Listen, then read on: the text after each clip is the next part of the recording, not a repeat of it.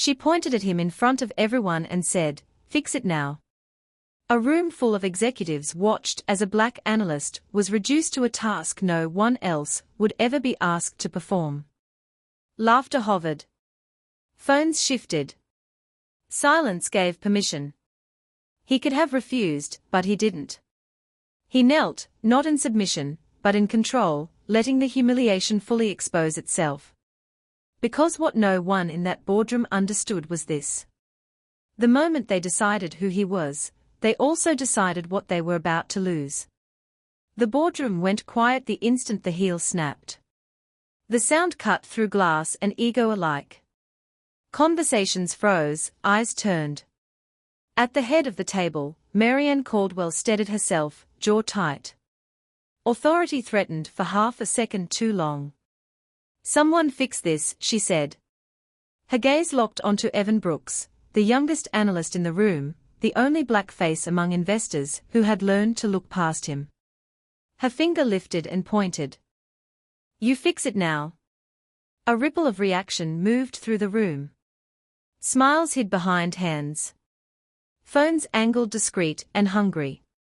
The silence wasn't confusion. It was permission. Evan felt the weight settle. He knew the script. Refuse and be labeled difficult. Push back and confirm whatever they already believed. The room waited for the reaction they could package. He stood, not hurried, not defiant.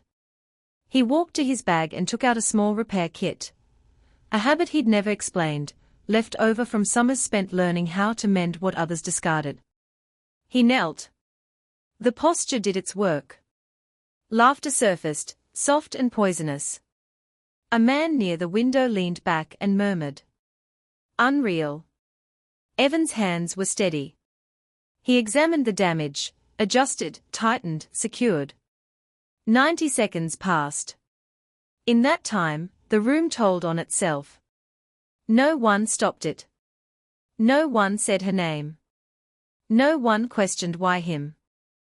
When Evan finished, he rose and handed the shoe back. "It'll hold for the meeting," he said evenly. "Long-term repair will require replacement." Marianne didn't thank him. She didn't need to. Power to her wasn't reciprocal. She resumed her seat, reclaimed the floor, and continued as if nothing had happened. But something had shifted. The investors weren't watching her anymore. They were watching Evan. The meeting dragged on. Projections filled the screen. Voices debated strategy they barely understood. Evan listened, silent, taking notes no one asked for. Every so often, he caught a glance from the head of the table. Brief, unsettled. When the meeting adjourned, conversations burst back to life. Chairs scraped. Laughter returned. Evan gathered his things and stood. "Mr. Brooks," Marianne said. The room quieted again. "Yes," Evan replied. "Stay," she said. "We need to talk." The investors filed out, the door closed. The glass walls reflected the imbalance like a mirror.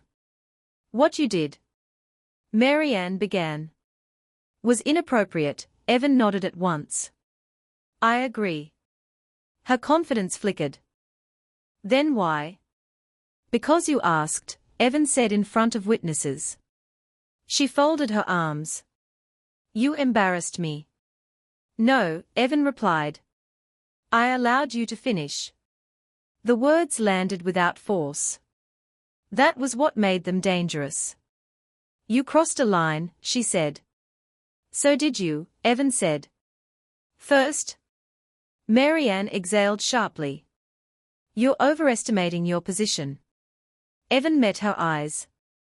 "You're underestimating your exposure." He placed a folder on the table and slid it forward. "What's this?" she asked.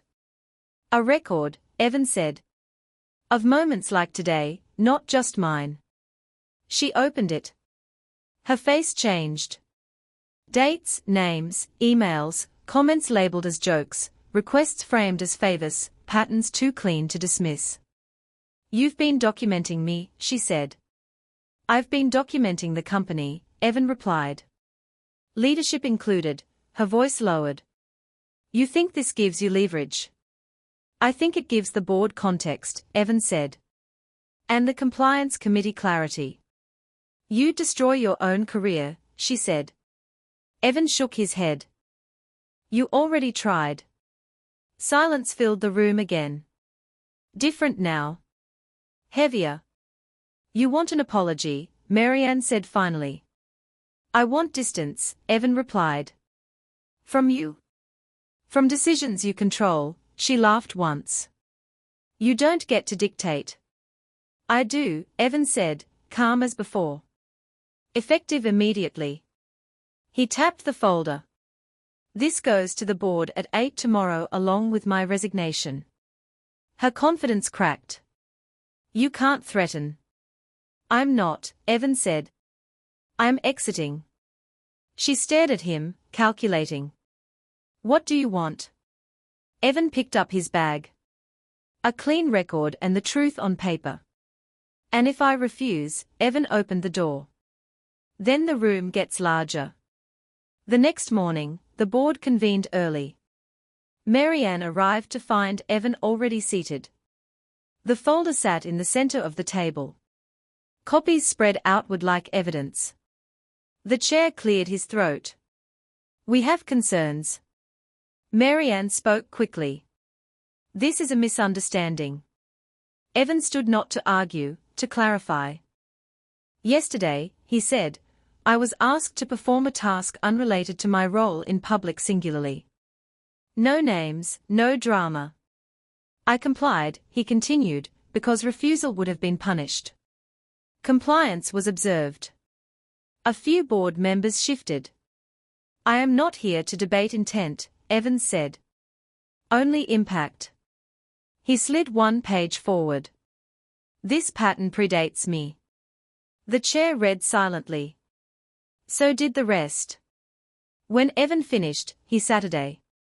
No applause, no speeches. The chair spoke. Miss Caldwell, we will be conducting an immediate review. Marianne's face tightened. On what grounds?